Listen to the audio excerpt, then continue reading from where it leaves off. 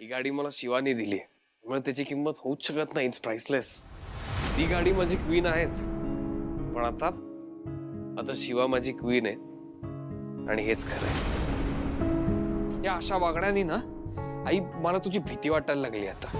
आणि हे असंच चालू राहिलं ना तर माझ्या मनात असलेला तुझ्याबद्दलचा रिस्पेक्ट हळूहळू कमी होणार आहे.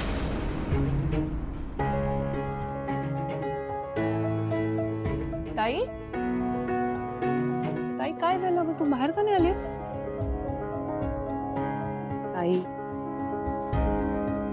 माझं कुठे चुकतंय याचा विचार करत होते.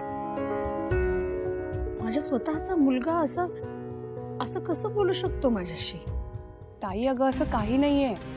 तू उगाच मनाला लावून घेऊ नकोस हं? आणि तुला माहिती आहे ना आपला आशू कसा आहे. तो हळूहळू थोडं शिकतोय सगळं.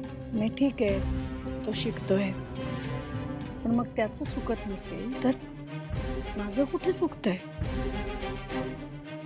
जो मुलगा कधी माझ्या शब्दाबाहेर सुद्धा गेला नाही, तो आज माझा एक शब्दही ऐकून घेत नाही.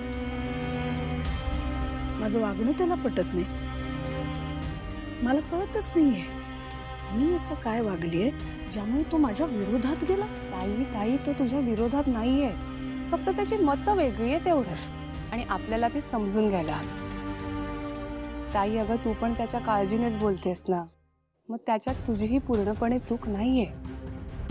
पण तुम्हाला सगळ्यांना तो बरोबरच वाटतोय ना, मला वाटत नसलं तरी. पण मग असं काय आहे जे मला दिसत नाहीये? मला समजून घ्यायला हवंय. ताई तू त्रास नको करून घेऊस.